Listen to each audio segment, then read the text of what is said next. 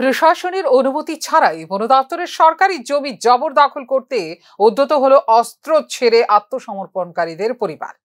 ঘটনা গোমতী জেলার করবুক মহকুমায়।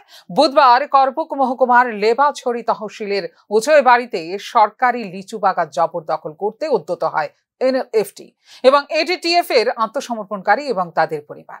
গত কয়েকদিন আগে বন দপ্তরের সরকারি জমি থেকে মাথাপিছু 25 কানি জমি দাবি করে চিঠি দিয়েছিল এনএলএফটি এবং এটিটিএফ এর 136 জন আত্মসমর্পণকারী।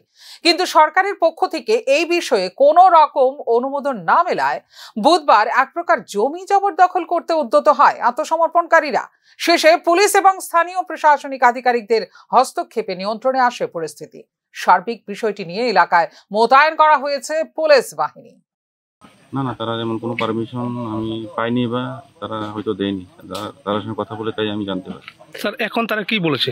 তাদের এখানে এটাই লাস্ট বক্তব্য। তারা 2-3 দিন টাইম চেয়েছে এবং তারা চাইছে যে এসডিএম অথরিটি বা ডিএম অথরিটি তার সঙ্গে কথা বলো এবং তাদের বাসস্থান দেওয়ার সাথে সুযোগ দেয়। স্যার, জায়গাটা কোন জায়গাতে কাজ করা হচ্ছে? এটা লেবাছড়া অর্চার্ড, করবো এগ্রি সাব ডিভিশন, করবো সাব ডিভিশন আন্ডার।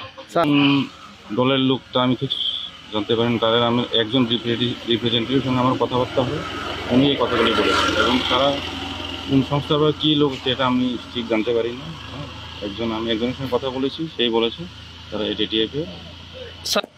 আগামী দিনে আমাদের স্টেপ তো এই হবে, আমি এজ এ সুপারিনটেন্ডেন্ট হিসাবে যা করার আমার করণীয়, আমি প্রশাসনের লোকও না, কিন্তু এভাবে যদি গভর্নমেন্ট জায়গাতে অকুপাই হয় অবভিয়াসলি আমাদের হস্তক্ষেপ করা দরকার বা আমি সেটাই করেছি।